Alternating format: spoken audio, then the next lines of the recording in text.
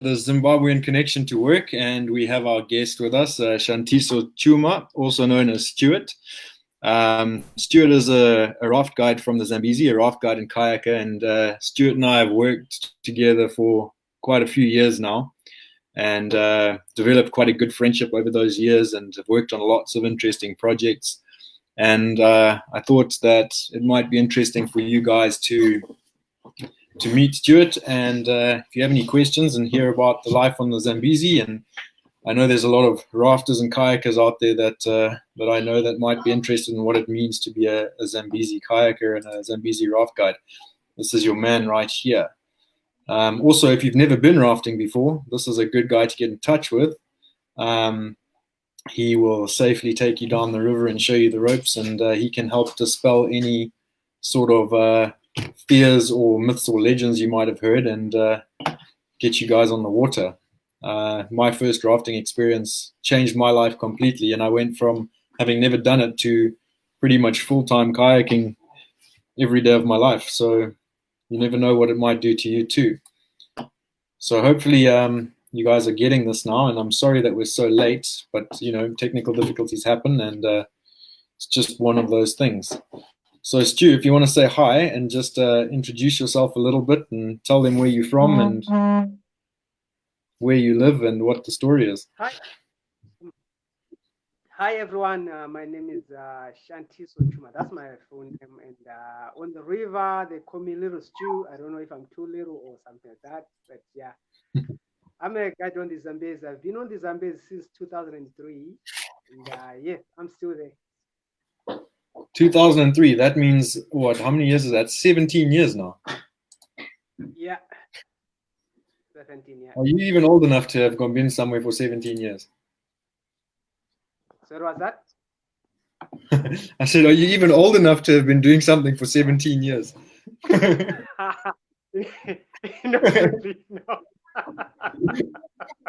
He's older than he looks. I just tell you, he's older than he looks. He's a very youthful looking character, but he's got the wisdom of years behind him. So where did you grow up? Where were you born? Yeah, I was born in Wange area, in a village called Mbija in Zambezi. Then I grew up in a place called Chisuma. That's where the rafting guys take out. Did my primary education there, then moved to Victoria Falls at Mosoya Tunya High School, where I did my secondary education.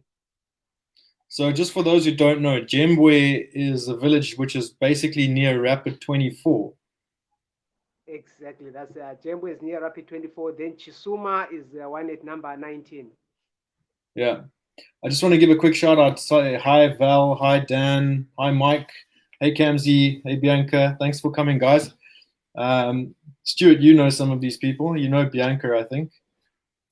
She was living in Vic Falls, working for Line Encounter. Dan is an old friend from Bulawayo.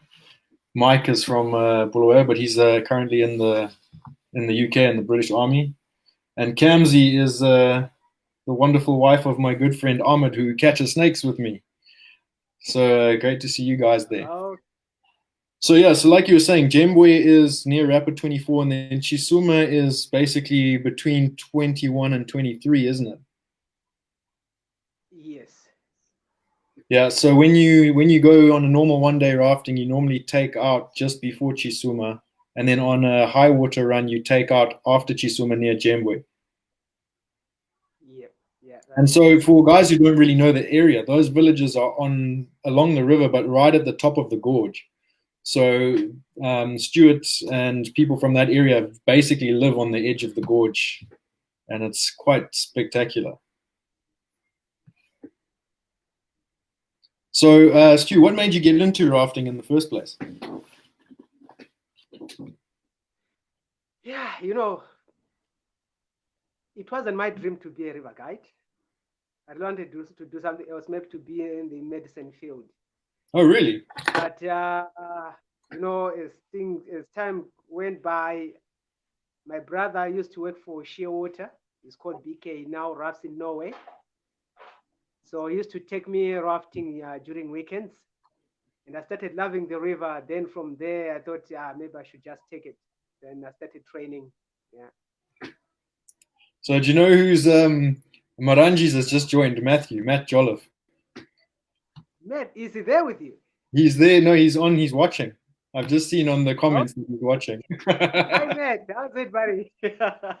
So Matt Jolliffe spent about a year with me going backwards and forwards to the Zambezi and kayaking with us, and he knows Stuart very well, and we've had some really good times together. Do you remember when we went and did that recce for the survival courses and we put the zip line across the Narrows? Yeah, when I bumped on the rocks. So for people who don't know the story, basically we were scouting different rope work access areas and rafting points and takeouts and put-ins and all the rest of it for a new survival course. And we set up like a makeshift zip line. Makeshift is not the right word. It's a temporary zip line across the Narrows just before Rapid 14. And it was semi-high water. And we sent Shantiso down as a test dummy, and he went skimming off the rocks on the other side of the river, because when I tested it, I weigh about 20 kilos more than he does. So I stop in the water just before the other side, but because he's 20 kilos less than me, he shoots across and went straight into the rocks. I've got some great footage of it somewhere, which I'll post up at some point. Matt Jolliffe says plenty of good times. So he remembers. And I remember on that trip when we did that recce, Matt got so badly sunburnt he could hardly move. Do you remember? He was pink. Yeah, he was pink, man. Was like a lobster.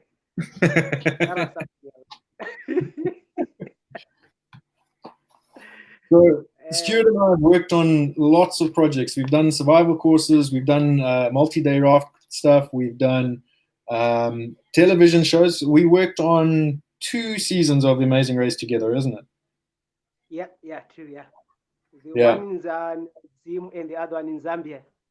Yeah, so the first one we worked on was in 2016. We did a rope work challenge that we designed for The Amazing Race, the American Amazing Race. I think it was season 27, episode 5.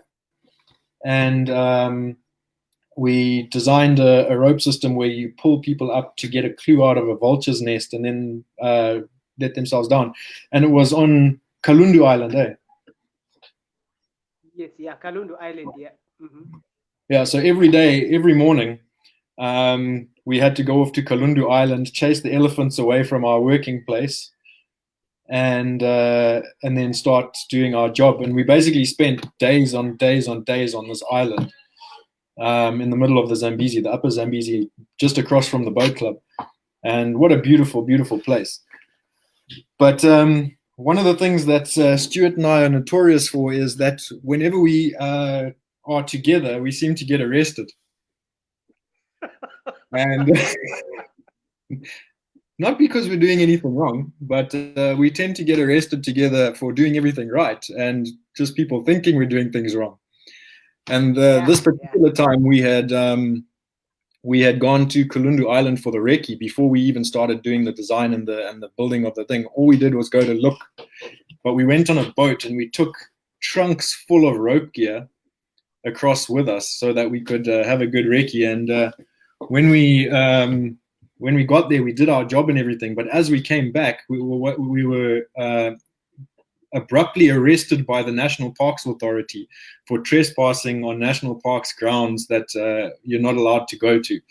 And they then decided to sorry, someone's just asking me if the talk's not happening, but it is, so I'm just going to tell him.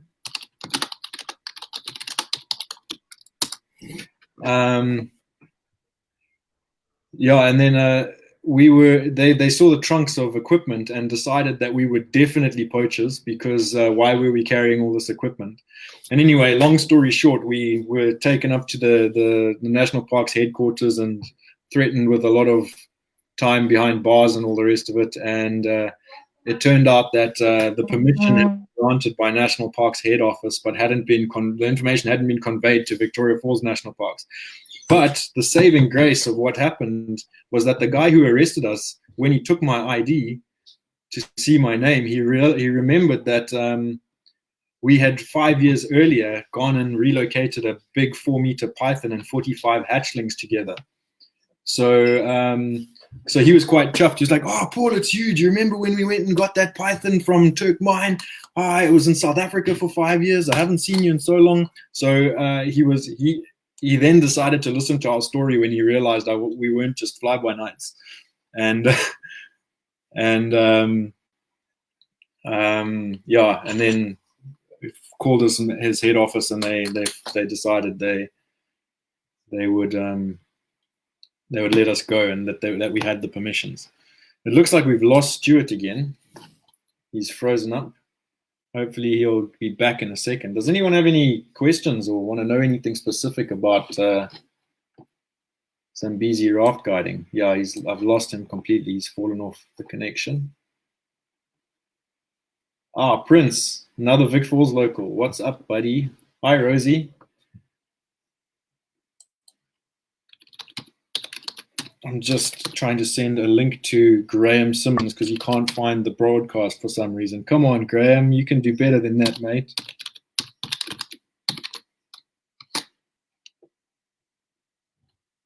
And hopefully Stuart will be back in a second.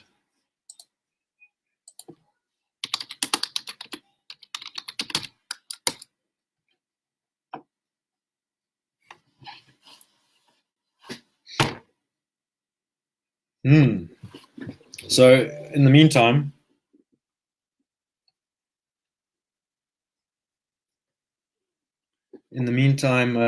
here's a photo of Stuart and I on the river. That's Stuart. I'm pointing, obviously, and then Stuart's looking at me. Just a nice, good memory. I think that photo is from like 2014 or 2015. I'm not sure. But yeah, good times. Don't know if we're going to have him back. It looks like he's dropped off connection. He's not receiving WhatsApps. He's not receiving my Facebook messages. So, because of that, if anyone's interested in saying how's it, or anyone wants to jump onto the feed and actually ask a question in person, I can bring you into the video. Please feel free to do so. I'm going to open up the floor to you guys. And if nobody's got anything to say, then I'll wrap it up because I think we've lost Stuart completely.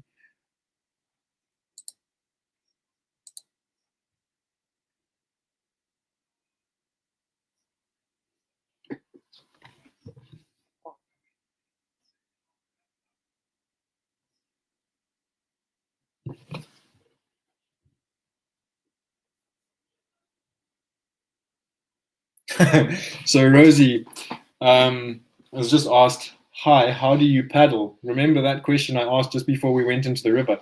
So this is a funny story as well, because Rosie is like my other mother. I'm sure most of you will know Rosie. And I took Rosie rafting for the first time a few years ago. And by the end of the rafting trip, I said to her, wasn't it great? Isn't this the most amazing thing? And she was like, yeah, I expected it to be harder. It was quite chilled. It was beautifully scenic, not as hectic as I thought, blah, blah, blah, blah, blah. So I thought, oh, okay. And then a year later, I think it was, I said to Rosie, do you want to go rafting again? She's like, oh, well, I said, no. But this time, let's go properly. You and me, just the two of us in a 2-man inflatable called a croc. So it's basically an inflatable canoe for just 2 people. So I said, you jump in the front, you paddle, and I'll guide, and we'll go down the river together, and you'll see what it really means to go down the Zambezi rapids. Anyway, about 4 rapids in, Rosie was shaking like a leaf, terrified, traumatized, absolutely half drowned, exhausted, and yeah, I basically traumatized the poor lady. I'm sorry, Rosie. It was fun though. And she actually swam from the bottom of rapid 15 because it was high-ish water as well. It wasn't extremely high, but it was considered a high water run. She swam from the bottom of 15 all the way to the end of 16B, while I was in the croc trying to find her amongst the waves and navigating those rapids on my own. The safety kayakers brought her back to me at the bottom of 16B, so she had quite a big trashing. Anyway, I was impressed. You didn't cry. A lot of people would have, because you got hammered. But yeah, what a good day that was. So yeah, how do you paddle? It was a question that Rosie asked me when she got into the front of the two-man canoe and wasn't doing what she was supposed to be doing. Val Chikali, I did watch the Amazing Race episodes that happened by the Zambezi and wondered if I would know any locals involved. Good to hear you were both involved. You probably would have traumatized me too. Well done, Rosie. Yeah, so I've worked on 3 seasons of the Amazing Race. I've worked on one on the Zimbabwean side of the Zambezi. Then the second one I worked on at Imire and Marandera.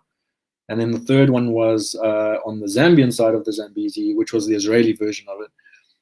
So Stuart and I worked on both the ones on the Zambezi, and then I worked with another friend called Jasper, if he's around. Him and I made other challenges for the Imire one, which was really cool. Imire is a great place. If you don't know it, you should look it up. A great place to visit, a nice conservation initiative. There's a rhino project there, so there's both black and white rhinos. Yeah, definitely looks like Stuart's not coming back online, although yeah, it doesn't look like he is going to make it back. But yeah, I'm hoping to do a lot more of these. There's a couple of snags with the free version of Be Live Studio, which is what I used to bring on the guests. It only allows me to do, I think, 2 or 3 broadcasts a month. Last month, I wasted one of them on a tester, because I didn't realize. I would like to do more, but to get to a point where you can do as many broadcasts as you want costs $30 a month, and I just don't have that kind of money to throw at this at the moment. Trying to start a new life in the UK and all the rest of it. So it's not something that I can guarantee at the moment. I do have another guest lined up. His name is Sisa. And Sisa has started a bed and breakfast in a township bed and breakfast in Kosana in Big Falls. He's also a guide and a really good old friend of mine, really good guy. And I'm hoping to have him on soon.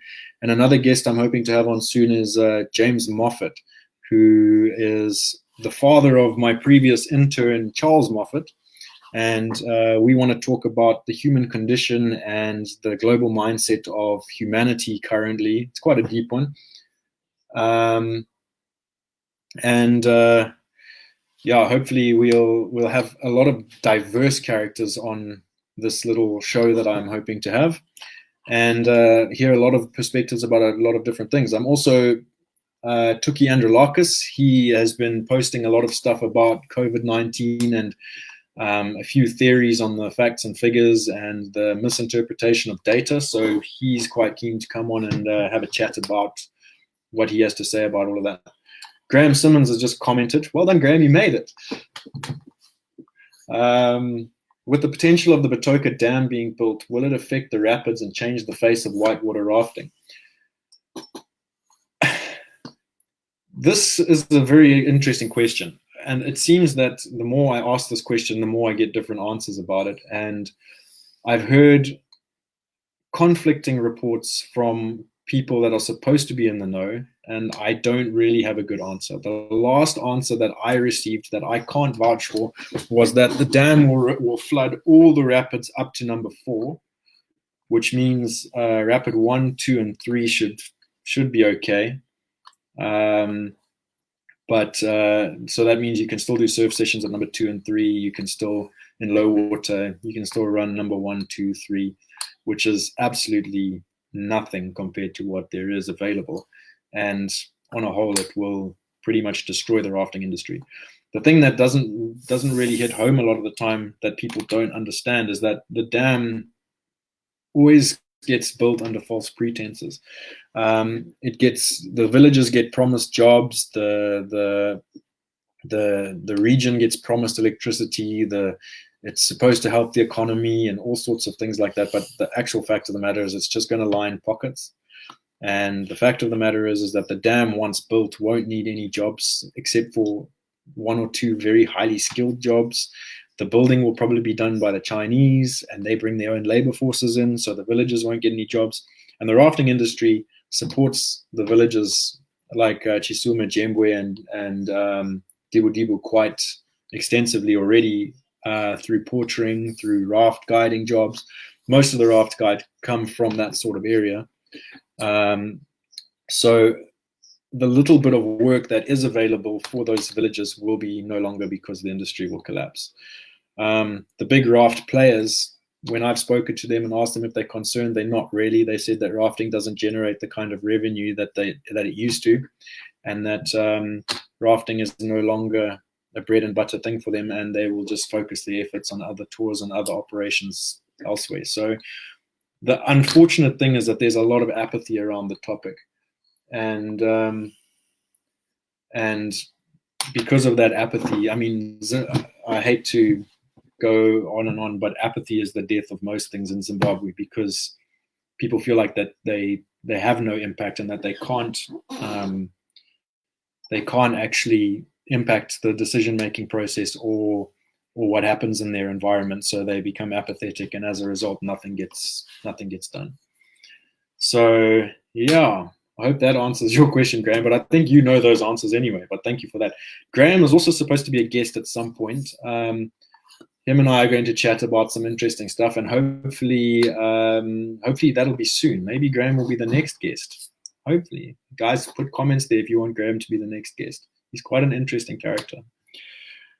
But I think that's it for today, guys. I have got a lot of work to do, so I'm going to crack on. Thank you all for supporting and coming and getting involved. If you, like I said, if you want to get involved and you have a topic you want to discuss and you want to get come on here with me and do a live, I would be stoked. Just inbox me. Let me know what sort of topic you want to discuss. I'm happy to discuss pretty much anything, be it conservation, be it extreme sports, be it personal development, fitness, whatever. If you think you know something about a specific topic, I'll be happy to be a sounding board and try and ask the right questions. But yeah, until then, thank you all for coming. Thank you. Tag your mates if you think that they've got something to say, or an interesting thing to talk about, or an interesting person, then yeah, let me know. Comment below or inbox me. And if you enjoyed this, share it with your mates. The only way to grow these things is to do that. And hopefully if it starts gaining momentum, then I will start putting something into it and pay the $30 a month for more than 2 broadcasts. So yeah, that's it. Stay well, stay awesome, and I'll catch you next time. Bye-bye.